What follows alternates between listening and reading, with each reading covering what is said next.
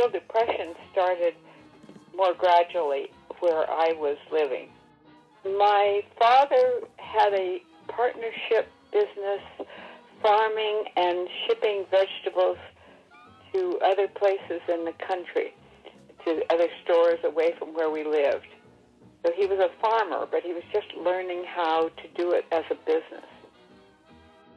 My father did a lot of the work himself, even though he was a partner with his brothers. He was the hard worker, so he worked about 12 hours a day.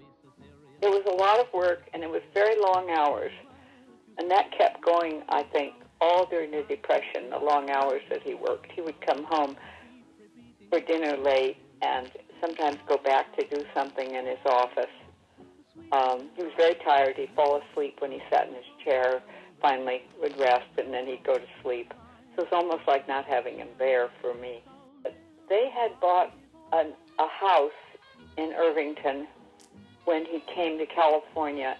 When they bought the property, there was a man who lived behind the property in the garage somehow, and he did nothing all day. He came with the property. He did nothing all day but sit out there and carve little monkeys out of peach pits.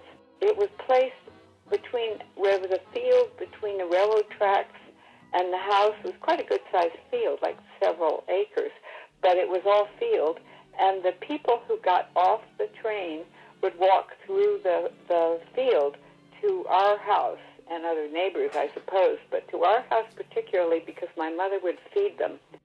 And they'd sit on the back steps. He never let them in. A man would come alone, knock on the door, and he'd say he'd do anything to get a little bit of food. So she'd give him a hoe and have him hoe the weeds. So the way the Depression affected it was mostly by people coming through on the train who were hungry and trying to find work. They had only one stock that lost all of its value. And when they sold the farm, which was before this crash, they were worrying about economical things, farming in Iowa. So they never purchased any more stock after they lost all their money in that one stock. And my father had a very conservative attitude about life. He was very much an immediate work and make money for yourself and be proud of it. Don't take care of anybody else kind of a person, in spite of the fact that he was really very generous on the side.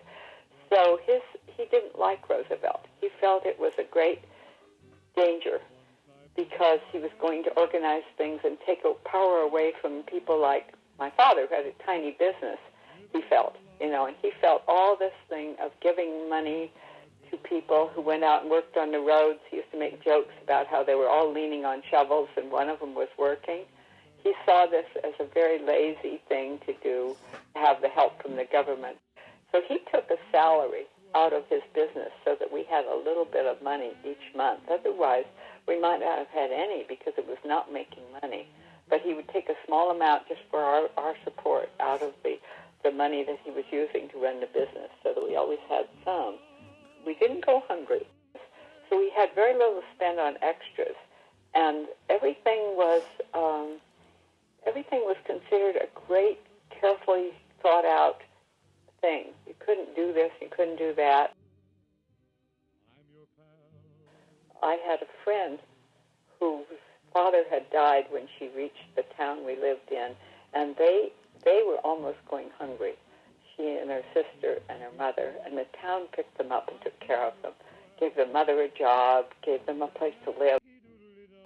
And so there was a town taking care of people in a way that you might not find now. Logging through hell, and I was the kid with a drum. Oh, say, don't you remember?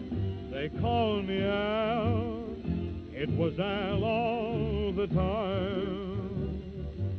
Say, don't you remember?